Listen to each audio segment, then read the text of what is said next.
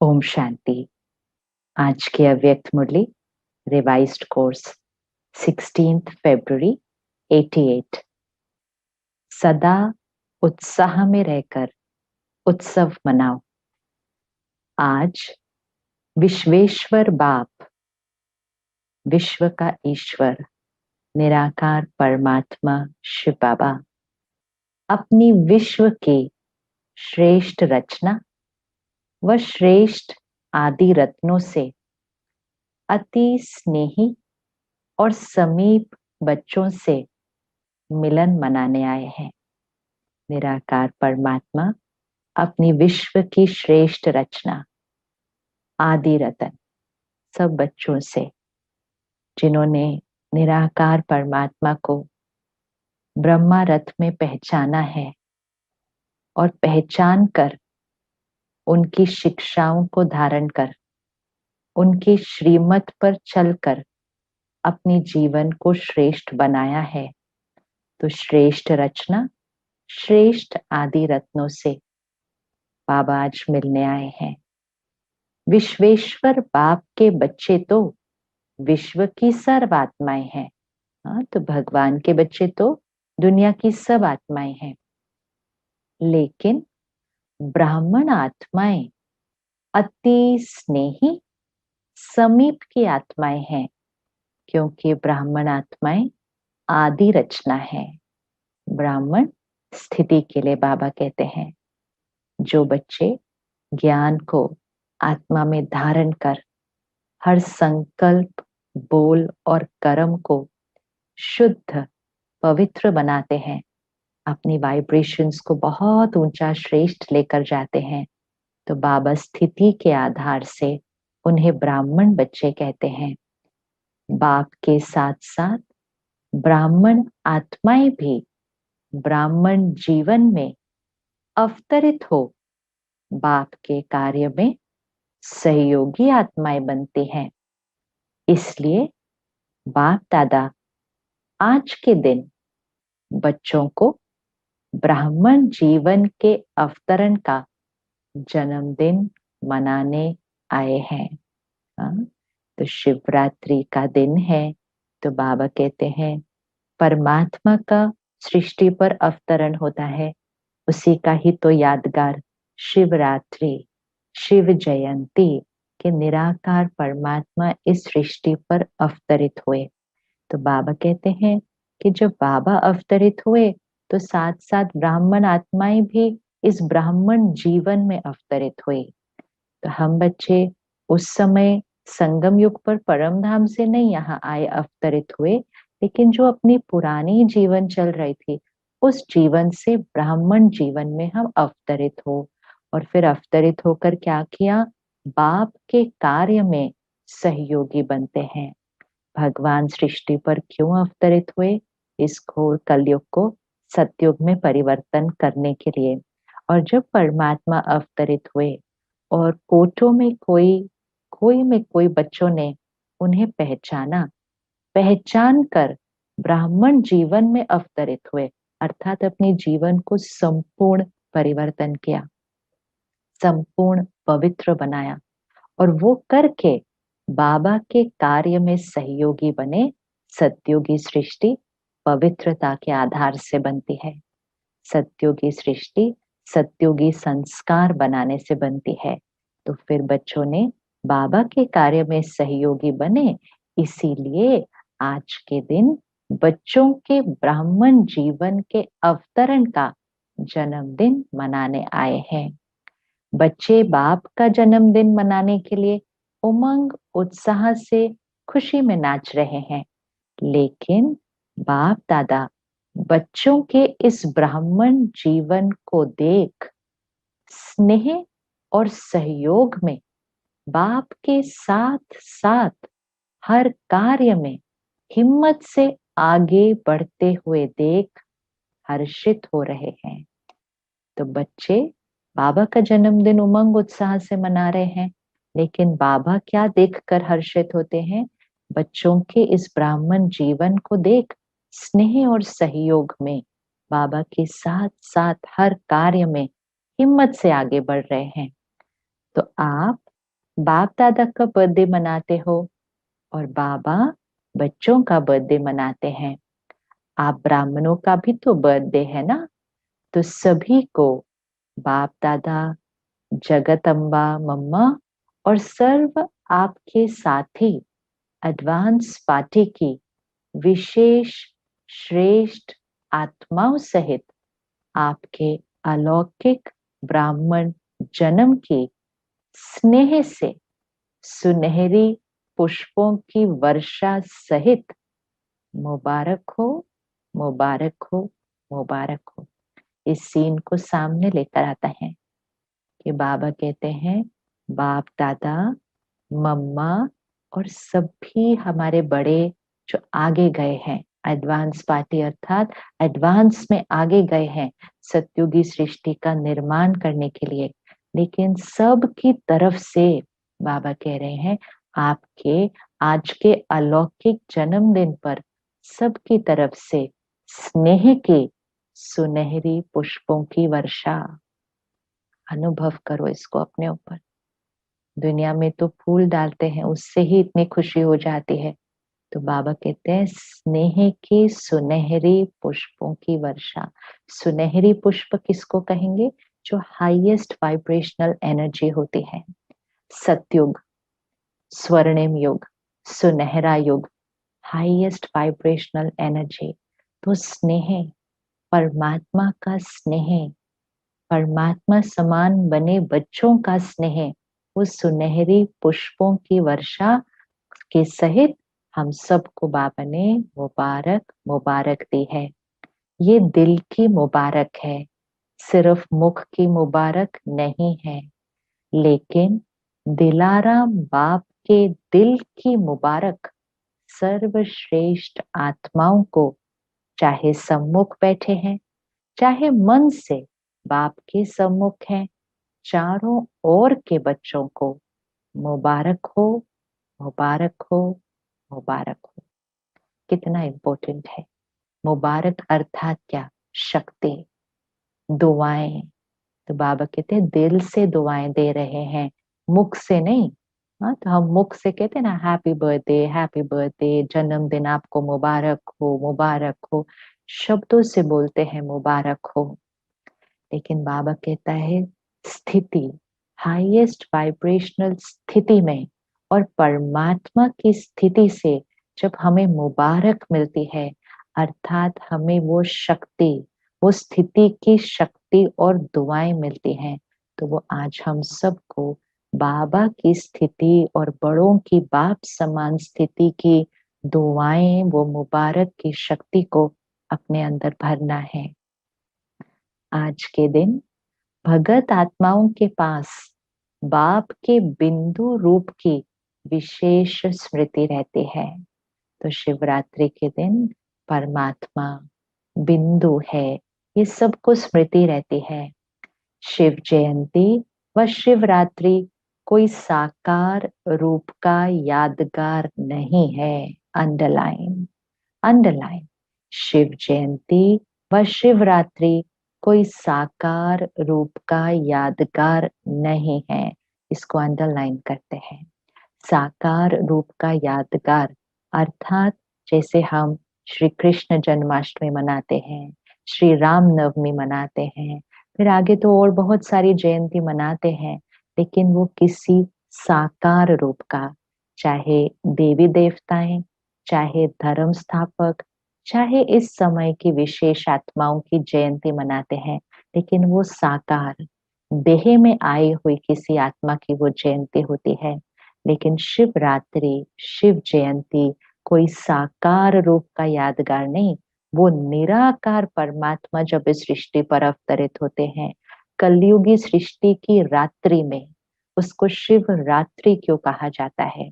और किसी की जयंती को रात्रि नहीं कहा जाता, लेकिन शिव की जयंती को रात्रि, शिवरात्रि कहा जाता है, क्योंकि कलयुगी सृष्टि की रात्रि में ही निराकार परमात्मा अवतरित होते हैं। तो बाकी सबकी जयंती देह, साकार रूप का यादगार है, लेकिन निराकार बाप ज्योति बिंदु, जिसको शिवलिंग के रूप में पूजते हैं, उस बिंदु का महत्व है। तो निराकार परमात्मा बिंदु है, बिंदु है, लेकिन उसकी पूजा कैसे करेंगे?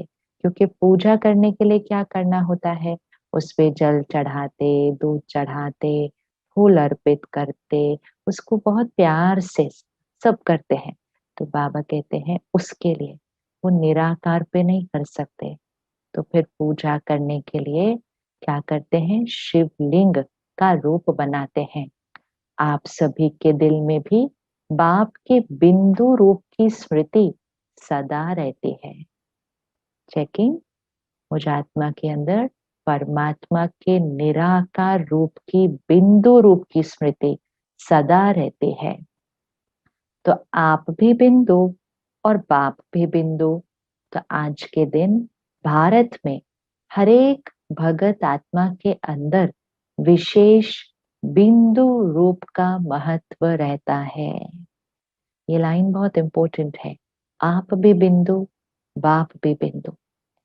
यही मन मना भव है, यही बाप को याद करना है। तो सारा दिन में इसको बार बार प्रैक्टिस करें।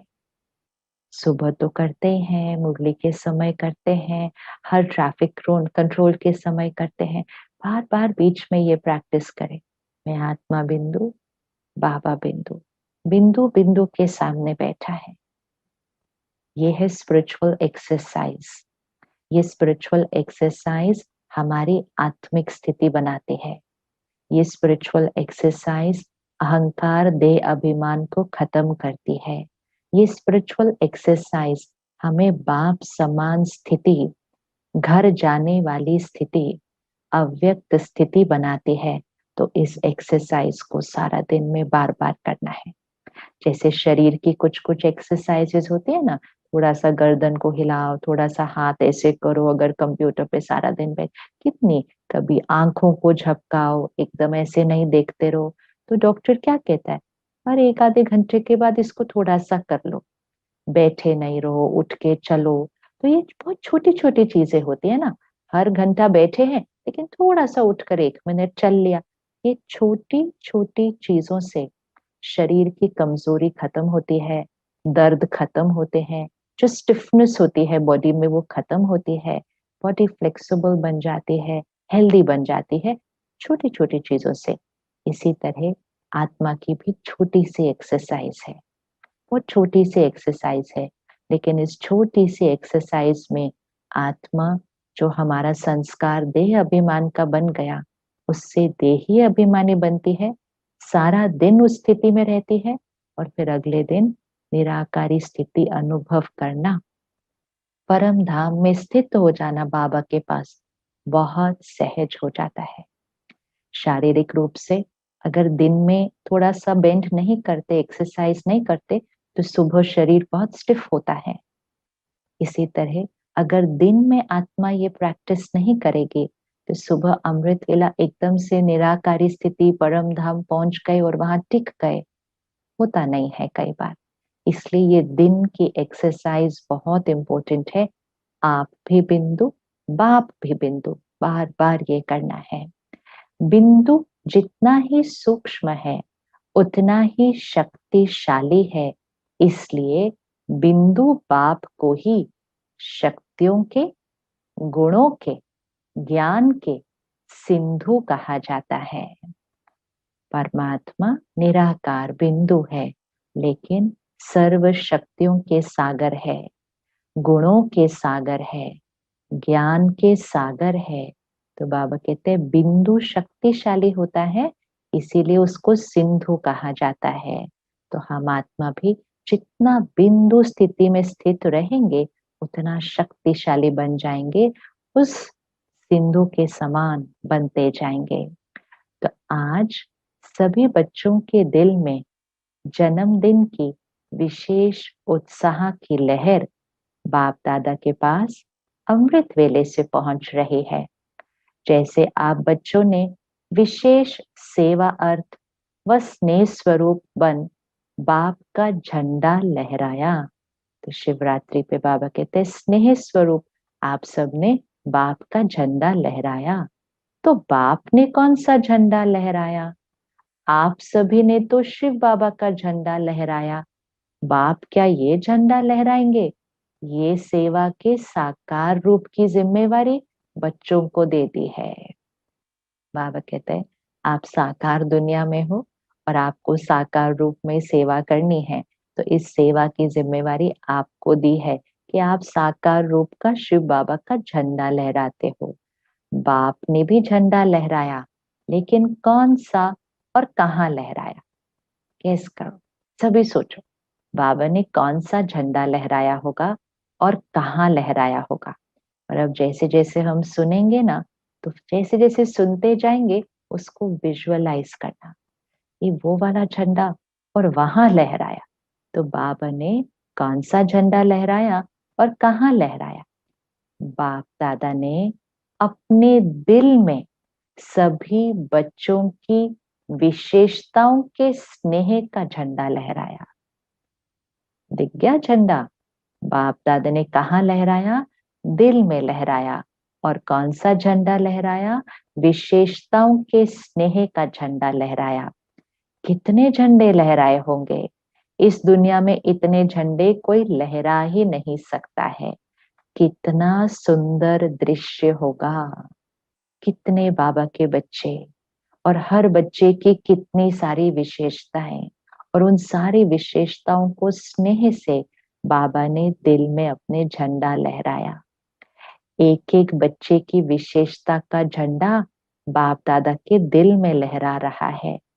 सिर्फ आप सब ने झंडा नहीं लहराया, लेकिन बाप दादा ने भी लहराया। ये झंडा लहराते हो तो उस समय क्या होता है? जब हम अपने सेवा केंद्र पर या लौकिक स्थान पर, हम शिवरात्रि के दिन और वैसे भी और दिनों पर भी और रोज ही लहराया होता है, तो बाबा कहते हैं जब आप अपनी साकारी दुनिया में शिव बाबा का झंडा लहराते हो तो क्या होता है? फूलों की वर्षा होती है। बाप दादा भी, अब ये नेक्स्ट सीन देखना है, बाप दादा भी जब बच्चों की विशेषता का स्नेह का झंडा लहराते हैं तो कौन सी वर्षा होती है? हर बच्चे के ऊपर अविनाशी भव, अमर भव, अचल अडोल भव, इन वरदानों की वर्षा होती है। हमारा झंडा भी स्थूल और हमारे फूल भी स्थूल जो उधर से वर्षा होती है। बाप दादा का झंडा दिल में लहराया, हर बच्चे की हर विशेषता का झंडा लहराया, और झंडा लहराते हुए हर बच्चे को क्या वरदान दिया? अविनाशी भव, अमर भव, अचल अडोल भव। अर्थात सदा सदा बाबा के बने रहेंगे। बुद्धि में भी कभी बाबा का हाथ और साथ, श्रीमत ज्ञान और मर्यादा एक क्षण के लिए, एक संकल्प के लिए भी छूटे ना। ये तभी तो अचल अडोल भव, स्थिति हमेशा, अमर भव, अविनाशी भव, अचल अडोल भव। आज ये तीन वरदान अपने लिए विशेष हम सबको लिख कर रखने हैं कि बाबा ने, हमें नहीं कहना, बाबा ने मुझ आत्मा को याद करके मुझ आत्मा की विशेषताओं का झंडा लहराया है, और मुझ आत्मा के ऊपर अविनाशी भव, अमर भव, अचल अडोल भव के वरदानों की मुझ आत्मा पर वर्षा की है। ये वरदान ही बाप दादा के अविनाशी अलौकिक पुष्प हैं। बाप दादा को इस अवतरण दिवस के, अर्थात शिव जयंती दिवस की बच्चों से भी ज्यादा खुशी है। खुशी में खुशी है, क्योंकि ये अवतरण का दिवस हर वर्ष यादगार तो मनाते हैं, लेकिन जब बाप का साकार ब्रह्मा तन में अवतरण होता है तो बाप दादा को इसमें भी विशेष, शिव बाप को विशेष इस बात की खुशी रहती है कितने समय से अपने समीप स्नेही बच्चों से अलग परम धाम में रहते। चाहे परम धाम में और आत्माएं रहती भी हैं, लेकिन जो पहली रचना की आत्माएं हैं, जो बाप समान बनने वाली सेवा के साथी आत्माएं हैं, वो कितने समय के बाद अवतरित होने से फिर आकर मिले हैं। कितना ब्यूटीफुल बाबा हमें याद करते हैं कि बाबा कहते हैं आपको पता है कि आप जितना आज खुश हो उससे ज्यादा बाप दादा खुश है। और फिर बाबा समझाते हैं कि क्यों बाप दादा इतने खुश हैं। बाबा कहते खुशी में भी खुशी है, क्योंकि ये अवतरण का दिवस हर वर्ष किस चीज का यादगार है कि ब्रह्मा तन में बाबा का अवतरण होता है। तो बाबा को, बाप दादा को इसमें विशेष, शिव बाबा को, आज बाबा ने कहा है विशेष शिव बाबा को विशेष इस बात की खुशी है कि कितना समय से अपने समीप स्नेही बच्चे, अंडरलाइन करना है, अपने समीप स्नेही बच्चों से अलग परम धाम में रहते। चाहे परम धाम में और आत्माएं रहती भी हैं, लेकिन जो पहली रचना की आत्माएं हैं, जो बाप समान बनने वाली सेवा के साथी आत्माएं हैं, वो कितना समय के बाद अवतरित होने से फिर आकर मिलती हैं। सीन देखा, परम धाम में सारी आत्माएं हैं, लेकिन हमें परम धाम छोड़े 5000 वर्ष हो चुका है। और हम कौन से बच्चे हैं? जो बाबा के अति समीप, बाप समान बनने वाले, बाप के कर्तव्य में सेवा साथी सहयोगी बच्चे। ऐसे बच्चे परम धाम छोड़े 5000 वर्ष हो गए। तो ऐसे बच्चों को भगवान मिलकर बहुत खुश होता है। हमें क्या लगता है, हम बाबा से 5000 वर्ष बाद मिले तो हमें कितनी खुशी होती है। बाबा हमें मिला तो हमें सब कुछ मिला। बाबा हमें मिला तो जीवन मौजों की जीवन हो गए। तो बाबा हम आपका कितना शुक्रिया करें। बाबा आप 5000 साल बाद हमें मिले तो हमें कितनी खुशी होती है।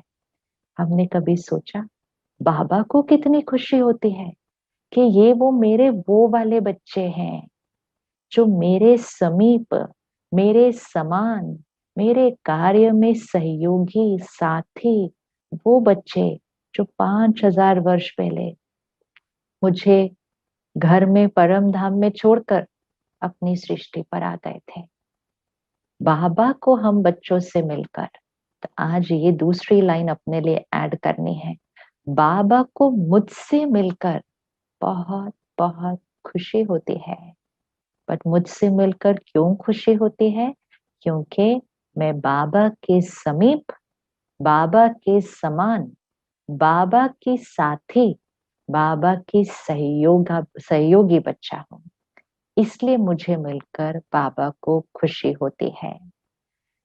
अवतरण दिवस अर्थात अपनी आदि रचना से फिर से मिलना। अपनी आदि रचना, जो सबसे पहले बच्चे जिन्होंने बाबा को पहचाना। आप सोचेंगे हमें बाप मिला, और बाप कहते हैं हमें बच्चे मिले। तो बाप को अपने आदि रचना पर नाज है। आप सब आदि रचना होना, क्षत्रिय तो नहीं होना, सभी सूर्यवंशी आदि रचना है। लौकिक में देखो, माँ बाप है, उनके 2-3 बच्चे हैं, सभी माँ बाप के साथ रहते हैं। फिर जो उनमें से पहला बच्चा है, पहला बच्चा है, बड़ा बच्चा है, आज्ञाकारी बच्चा है, उसके संस्कार भी माँ बाप से मिलते हैं। वो माँ बाप की हर आज्ञा का पालन करते हैं, माँ बाप के साथी सहयोगी हैं। लेकिन फिर वो बच्चा दूसरे देश चला जाता है, दूसरे देश चला जाता है। बाकी दोनों बच्चे माँ बाप के साथ ही रह रहे हैं, लेकिन वो बच्चा दूसरे देश चला जाता है। और फिर जब बहुत सालों बाद वो बच्चा फिर माँ बाप से मिलता है, तो किसको ज्यादा खुशी हो रही होती है? तो हम तो कहेंगे ना, दोनों को खुशी हो रही होती है। लेकिन फिर भी देखें, किसको ज्यादा खुशी हो रही होती है? बच्चे को माँ बाप से मिलने की, या वो माँ बाप को बच्चे से मिलने की? और इसीलिए आज शिव बाबा कहते हैं, आप बच्चों को जितनी खुशी होती है, मुझे तो उस खुशी से भी ज्यादा खुशी होती है। कितना भाग्य है! भगवान हमसे मिलकर खुश होता है, भगवान हमें याद करता है, भगवान हमारी विशेषताओं का झंडा अपने दिल में लहराता है, भगवान हमें वरदान देता है, अमर भव, अविनाशी भव, अचल अडोल भव। तो आज तो जीवन का लक्ष्य बना दे, बना तो हुआ है, लेकिन अटेंशन और थोड़ी, कि मुझे अपनी विशेषताओं को बढ़ाना है, क्योंकि बाबा उतने झंडे लहराएगा मेरे लिए अपने दिल में। मुझे बाप समान बनना है, क्योंकि मैं आत्मा जितना बाप समान बनती हूँ, बाबा को मुझसे मिलकर उतनी खुशी होती है। लक्ष्य बना लें, सारे कल्प में ये समय तो फिर नहीं कभी मिलेगा कि भगवान हमसे मिलकर खुश हो, भगवान हमें याद करे। तो अपने लिए नहीं, अगर अपने लिए नहीं लगता, अपने लिए लगता है चलो जितना चल रहा है उतना अच्छा ही चल रहा है, क्या थे और क्या बन गए हैं, हम खुश रहते हैं। अपने लिए नहीं, उसकी याद के लिए, वो हमसे खुश हो मिलकर, उसके लिए अपने पुरुषार्थ को अति तीव्र और श्रेष्ठ स्थिति पर लेके जाना है। बाप समान, बाप समीप, बाप सहयोगी, ये तीन शब्द याद रखने हैं।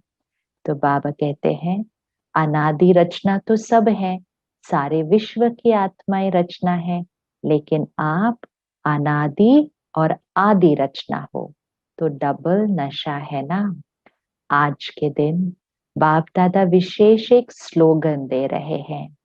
आज के दिन को उत्सव का दिन कहा जाता है।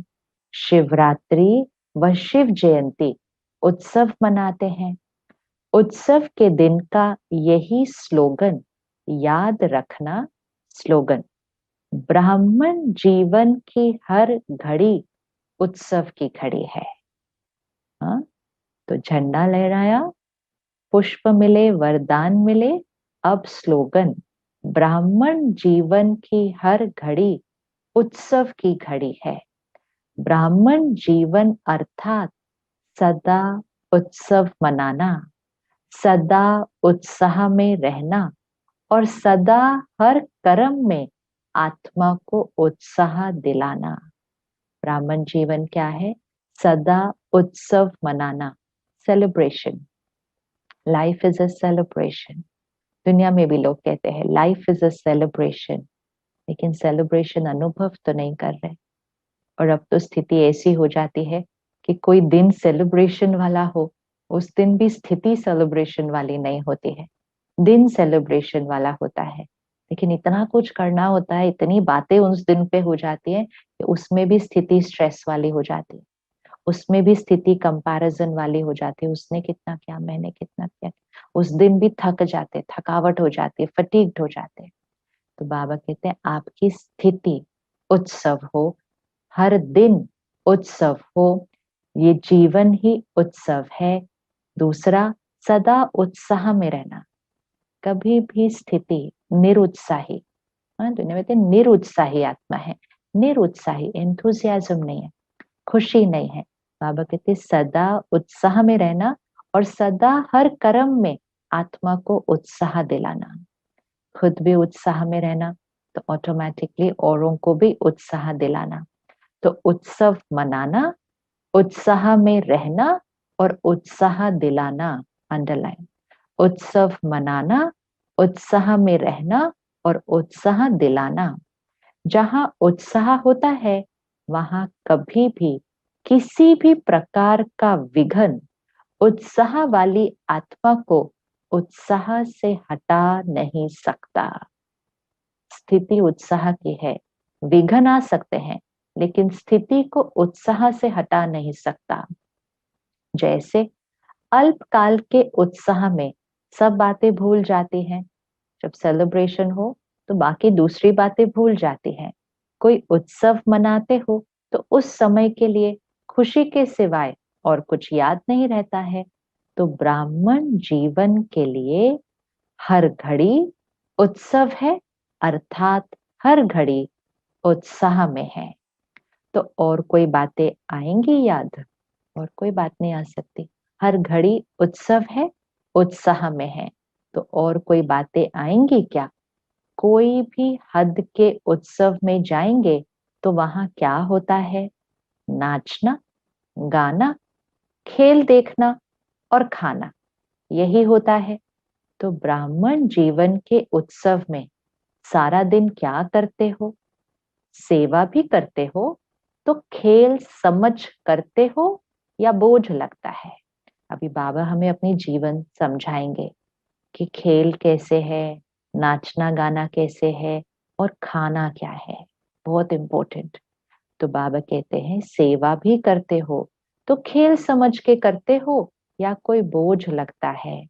आजकल की दुनिया में कोई भी आत्माएं थोड़ा भी दिमाग का काम करेंगे तो कहेंगे बहुत थक गए, दिमाग के ऊपर काम का बहुत बोझ है। कहते हैं ना दुनिया में लोग, काम का बहुत बोझ है। Lot of work load, work को लोड कहते हैं, बर्डन कहते हैं, वर्क प्रेशर कहते हैं। तो काम तो बहुत करते हैं, मेहनत तो बहुत करते हैं, लेकिन उसको workload, work pressure, work burden, stress, stress at work, ऐसे शब्द यूज करते हैं। तो बाबा कहते हैं काम दिमाग का करते हैं तो बोझ लगता है। तो कहते हैं थोड़ा भी दिमाग का काम करेंगे तो कहते बहुत थक गए, दिमाग के ऊपर बहुत बोझ है। और आप बच्चे सेवा करके आते हो तो क्या कहते हो? सेवा का मेवा खा के आए हैं। क्योंकि जितने बड़े ते बड़ी सेवा के निमित्त बनते हो उतना ही सेवा का प्रत्यक्ष फल बहुत बढ़िया और बड़ा मिलता है। बड़ा मतलब बहुत बड़ा कार्य है, कुछ कर रहे हैं, सारा दिन उसमें लगे हुए हैं। कभी कभी तो रात को भी देर से सोते हैं, कभी कभी तो ऐसी सेवा आती है रात को भी नहीं सोते हैं, होता है, कभी कभी होता है ऐसा भी। तो बाबा कहते हैं लेकिन जितना बड़ी सेवा उतना ही आप और हल्के रहते हैं। क्यों? क्योंकि उतना ही सेवा का प्रत्यक्ष फल बहुत बढ़िया और बहुत बड़ा मिलता है। तो प्रत्यक्ष फल खाने से और ही शक्ति आ जाती है, खुशी की शक्ति बढ़ जाती है। इसलिए चाहे कितना भी शरीर को सख्त कार्य हो, प्लान बनाने का दिमाग का कार्य हो, लेकिन आपको थकावट नहीं होगी। अंडरलाइन। और ये हम सबका अनुभव है, ये तो अनुभव है। ये मुरली की पॉइंट्स तो हमारा अनुभव बन चुकी है अभी, कि कितना भी कार्य हो, दिन लगे रात लगे, माताएं भंडारे में रोटी बना रही होती हैं। घर में रोटी बनाओ ना तो 10 बनी, 15 बनी, 20 बनी, 30 बनी, उसके बाद थक जाते हैं, कहते कितनी रोटी मैंने बनाई है, आज अकेले मैंने रोटी बनाई है। 30, 40, 50 उतने ही बनेंगे एक घर के अंदर। लेकिन भंडारे में, सेवा केंद्र पर रोटी बना रहे हैं, सुबह 3:30 बजे से लगे बनाते जा रहे हैं। कोई गिनती नहीं है कितने फुलके बने। घर पे तो गिनती हो जाती है कितने फुलके बनाए, लेकिन सेवा केंद्र पर, भंडारे में, मधुबन में कोई गिनती नहीं होती कितने फुलके बने। गिनती करने की जरूरत ही नहीं लगती, इतनी खुशी में बना रहे होते, इतनी खुशी में। तो बाबा कहते हैं जितनी बड़ी सेवा हो, अब तो हम जहां भी कर रहे हो, अपने लौकिक स्थान पे भी कर रहे हो, हम उसको सेवा समझ कर करते हैं। लेकिन पहले नहीं करते थे, पहले काम समझते थे। मुझे अब खाना बनाना है ऐसे बोलते थे, लेकिन अब मुझे सेवा करनी है। तो रोज अपने घर पे भी जो करते हैं वो सेवा है, उतनी ही खुशी खुशी में करते हैं, उत्साह में करते हैं, कोई थकावट नहीं आती। लेकिन कभी कभी बड़ी सेवा है ना, तो सेंटर पर बड़ा प्रोग्राम, बहुत सारा भोजन बनना है, या मधुबन गए, बड़ा भंडारा बहुत, तो उस समय तो ज्यादा थकावट होनी चाहिए ना, शारीरिक रूप से तो होनी चाहिए। लेकिन बाबा कहते कुछ नहीं थकते, बिल्कुल नहीं थकते। क्यों? खुशी, खुशी थकने नहीं देती, और सेवा का बल, बाबा ने कहा सेवा का मेवा मिलता है, मेवा मिलता है, अर्थात स्थिति शक्तिशाली बनती है। बाबा की, भगवान की दुआएं मिलती हैं, परिवार की दुआएं मिलती हैं, जिनकी सेवा करते हैं उनकी दुआएं मिलती हैं। तो स्थिति, तो अगर हम काम करते हैं, चाहे हम लौकिक काम कर रहे हैं, अगर हम उसको काम समझ कर करते हैं तो हमें सिर्फ धन मिलता है। तो धन से हमें सामान मिल जाता है, लेकिन स्थिति में कुछ नहीं मिलता उस काम से, तो स्थिति थक जाती है। लेकिन धन बहुत मिलता है, उससे सामान आ जाता है, लेकिन स्थिति के लिए नहीं किया था, धन के लिए किया था। लेकिन अगर हम उसी लौकिक काम को भी अब सेवा की रीति करते हैं, तो सेवा में सबसे पहले तो हमारी स्थिति सेवा वाली होनी चाहिए कि मुझे कुछ चाहिए ना, मैं सबको देने वाली आत्मा हूँ। और स्थिति हमेशा बाप की याद में स्थिर, आज बाबा ने अचल अडोल का वरदान दिया है। तो ऐसी स्थिति में लौकिक कार्य भी सेवा की तरह होता है, और जब वो सेवा की रीति होता है तो उसमें कोई थकावट नहीं होती है। तो बाबा कहते हैं रात हो व दिन ये पता ही नहीं पड़ता। अगर घड़ी आपके पास नहीं होती तो मालूम पड़ता है क्या कि कितने बज गए, लेकिन उत्सव मना रहे हो, इसलिए सेवा उत्साह दिलाती है और उत्साह अनुभव कराती है। सेवा उत्साह दिलाती है, हम उत्साह होता है आज सेवा करनी है, सेवा उत्साह दिलाती है और फिर उत्साह खुशी अनुभव कराती है। ब्राह्मण जीवन में एक तो है सेवा, दूसरा क्या होता है, माया आती है। तो एक है सेवा, दूसरा है माया आती है। तो दूसरा माया, अब माया के साथ खेलना कैसे है, क्योंकि उत्सव के दिन उत्साह भी है और खेलना भी है। माया का सुनकर हंसते हो क्योंकि समझते हो माया को हमारे से ज्यादा प्यार है। आपका प्यार नहीं है, उसका प्यार है, माया का हमसे प्यार है। उत्सव में खेल भी देखा जाता है। आजकल सबको ज्यादा खेल कौन सा पसंद आता है, मिकी माउस का खेल बहुत करते हैं। एडवर्टाइज भी मिकी माउस के खेल में दिखाते हैं। मिकी माउस अर्थात एनिमेशन, एनिमेशन कार्टून, एनिमेशन। बाबा कहते हैं आजकल की दुनिया में तो एडवर्टाइजमेंट भी मिकी माउस के खेल में दिखाते हैं, एनिमेशंस यूज करते हैं। चाहे मैच पसंद करते हो, चाहे मिकी माउस का खेल पसंद करते हो, तो बाबा अभी हमें दो ऑप्शंस दे रहे हैं कि हमें कौन सा खेल पसंद है, या दोनों पसंद है। तो एक है मैच खेलना, तो जिसको स्पोर्ट्स पसंद है, और दूसरा है मूवी देखना, कार्टून मूवी। तो बाबा कहते हैं मिकी माउस का खेल पसंद है।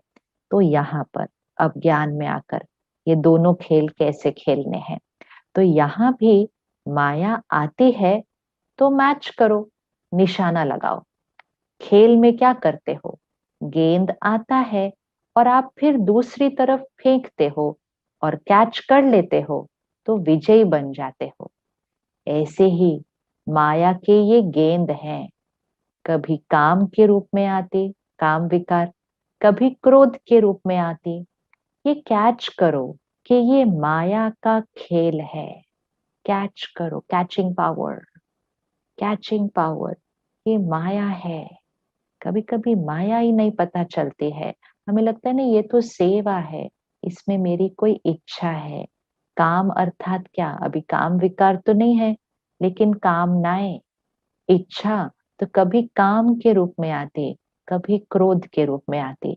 अगर कोई इच्छा आ गई तो क्रोध तो आता ही है उसके बाद, क्योंकि फिर वो सेवा मेरे अनुसार होनी चाहिए, मेरी बात माननी चाहिए, ऐसा क्यों नहीं, कोई ना कोई बात में क्रोध आ जाता है। तो पहले काम आता है, फिर क्रोध आता है।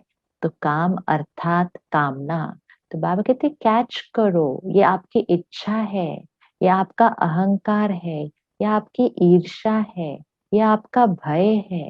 कैच करो इसको, इसको सेवा कह दिया तो कैच ही नहीं कर सकते कि माया है। तो जब कोई मैच होता है तो उसमें कैच कितना इम्पोर्टेंट होता है। हाँ, तो क्रिकेट में देखते हैं ना, कहाँ कहाँ कहाँ तक भागता है वो बॉल पकड़ने के लिए। और कभी कभी बॉल हाथ तक लग के नीचे गिर जाती है, अर्थात दिख रहा है फिर भी कैच नहीं कर पाए। हमें इतना ज्ञान है, दिखता है यहाँ सब कुछ, फिर भी हम कैच नहीं कर पाते।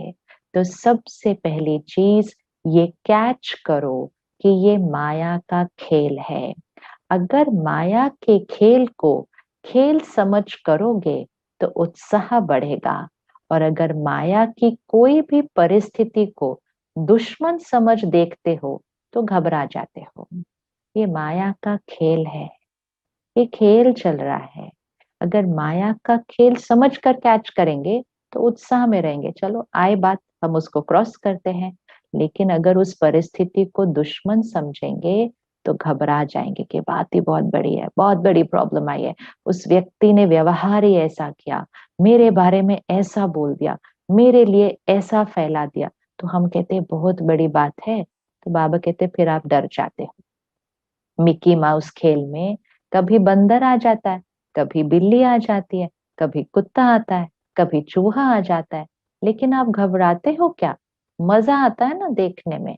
तो ये भी उत्सव के रूप में माया के भिन्न भिन्न परिस्थितियों का खेल देखो।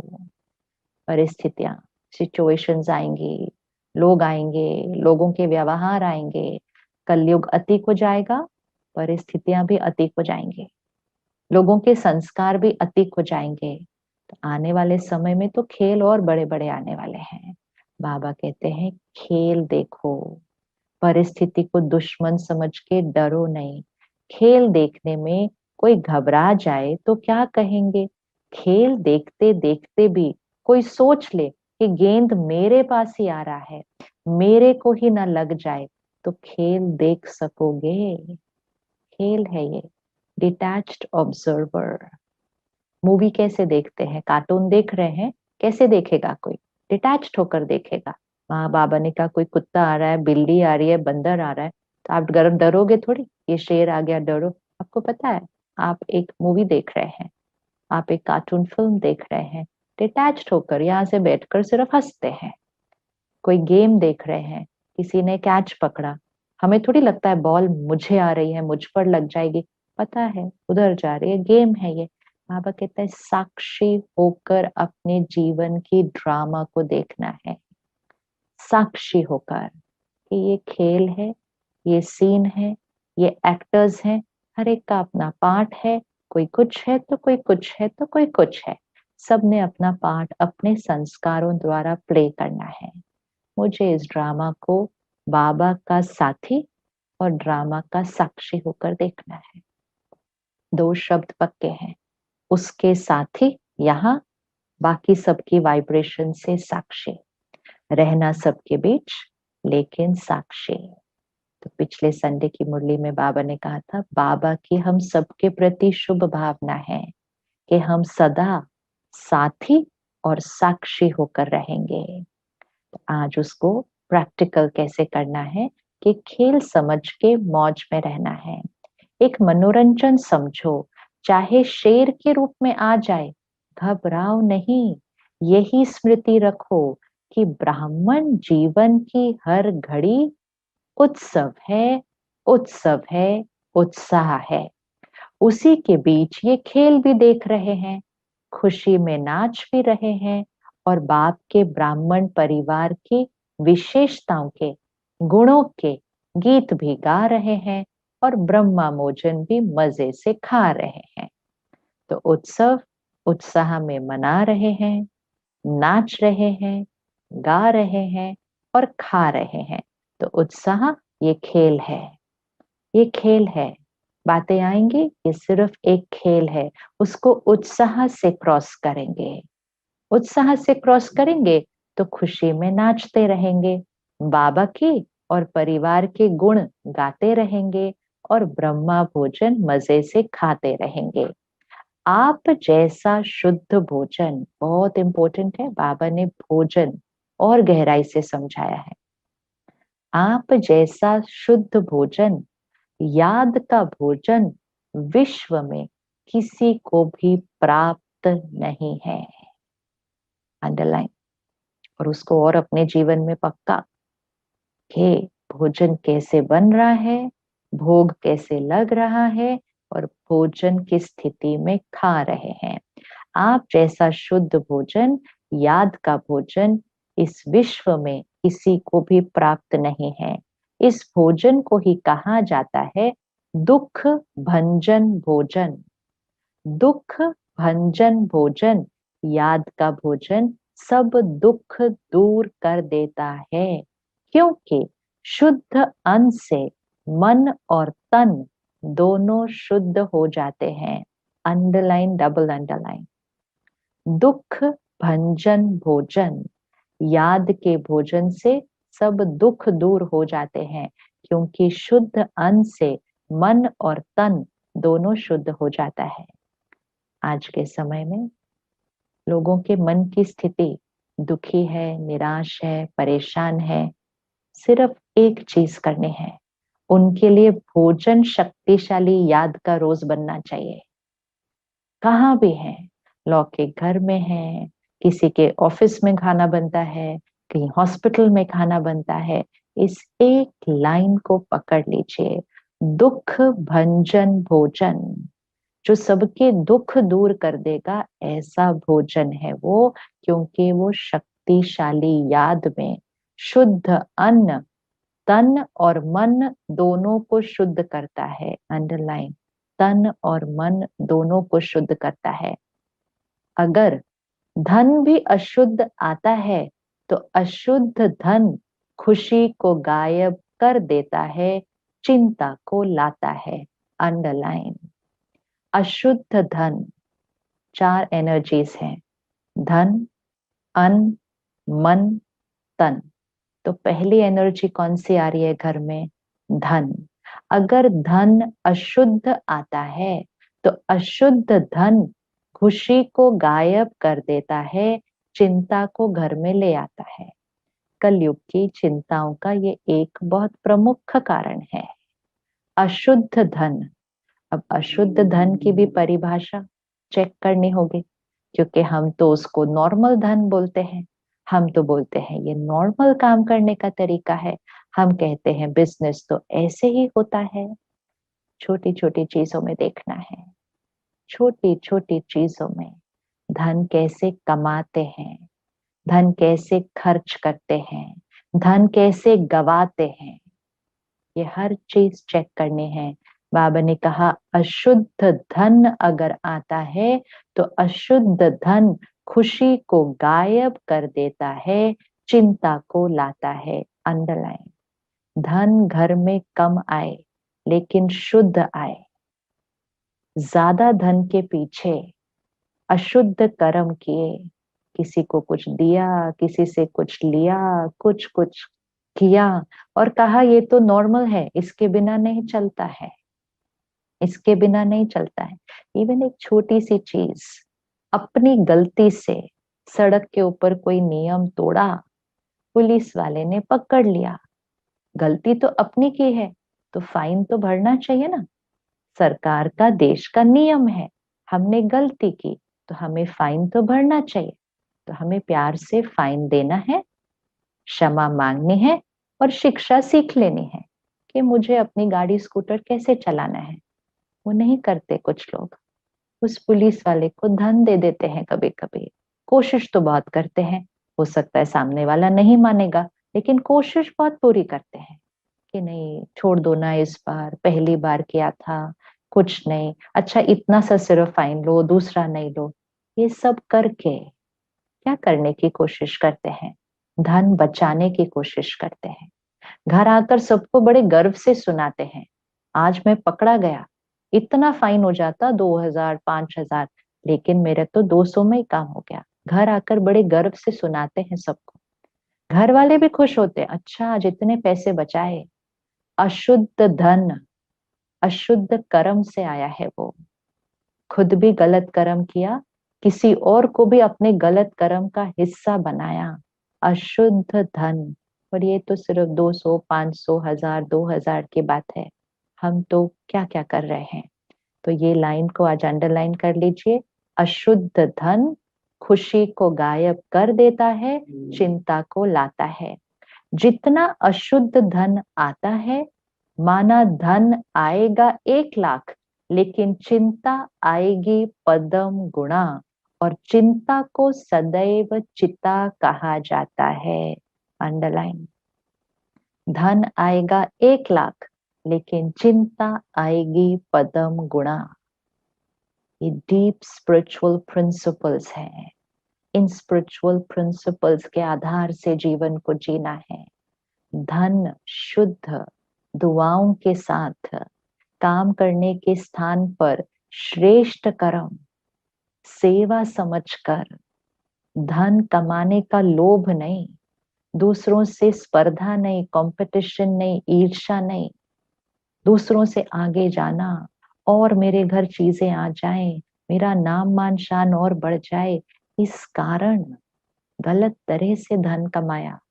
लेकिन गलत और सही की भी परिभाषा, क्योंकि जो गलत है वो आज की कलयुगी दुनिया में शायद उसको गलत नहीं कहेंगे, लेकिन ये लाइन पकड़ ले, धन आएगा 1 लाख, लेकिन चिंता आएगी पदम गुणा, और चिंता को सदैव चिता कहा जाता है। तो चिता पर बैठने वाले को कभी खुशी कैसे होगी?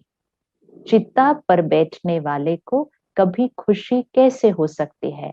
और शुद्ध अन्न मन को शुद्ध बना देता है, इसलिए धन भी शुद्ध हो जाता है। अगर रोज अन्न शुद्ध दीजिए अपने परिवार वालों को, शुद्ध अन्न अगर खिलाएंगे, अगर आपके घर में कोई शुद्ध धन नहीं कमा रहा है, तो इस पे प्रयोग करना है कि आप उसको वो वाइब्रेशन से, परमात्मा की याद से, वो संकल्प डालते हुए उसको शुद्ध अन्न खिलाइए। बाबा ने कहा शुद्ध अन्न से उसका मन शुद्ध हो जाएगा। जब उसका मन शुद्ध हो जाएगा तो धन भी शुद्ध हो जाएगा, क्योंकि मन शुद्ध हो गया तो वो गलत काम नहीं करेंगे। तो धन भी शुद्ध हो जाएगा, फिर धन शुद्ध हो जाएगा तो अन्न और शुद्ध हो जाएगा। It's a cycle. ये साइकिल में चला जाता है। धन, अन्न, मन, तन। याद के अन्न का महत्व है, इसीलिए ब्रह्मा भोजन की महिमा है। अगर याद में नहीं बनाते और खाते तो ये अन्न स्थिति को ऊपर नीचे कर सकता है। अंडरलाइन। याद में अगर नहीं बनाते और याद में अगर नहीं खाते तो ये अन्न स्थिति को ऊपर नीचे कर सकता है। बनाने के समय क्या चल रहा है, बना कौन रहा है, किस स्थिति में बना रहा है, खाने के समय स्थिति क्या है, और खाने के समय कोई बातें ऐसी तो नहीं हो रही। अगर याद में नहीं बनाते और खाते तो बाबा ने कहा तो ये अन्न स्थिति को ऊपर नीचे कर सकता है। याद में बनाया हुआ और याद में स्वीकार करने वाला अन्न दवाई का भी काम करता है और दुआ का भी काम करता है। दवाई का भी काम करता, अर्थात शरीर को भी शक्ति देता, दुआ का भी काम करता, आत्मा को भी शक्ति देता है। इसीलिए बाबा ने कहा याद में बना हुआ भोजन तन और मन दोनों को ठीक रहेगा। याद का अन्न कभी नुकसान नहीं कर सकता, इसलिए हर घड़ी उत्सव मनाओ। माया किस भी रूप में आए, अच्छा मोह के रूप में आती है तो समझो बंदर का खेल दिखाने के लिए आई है। खेल को साक्षी होकर देखो, स्वयं माया के चक्र में न आओ। ये खेल है, खेल है।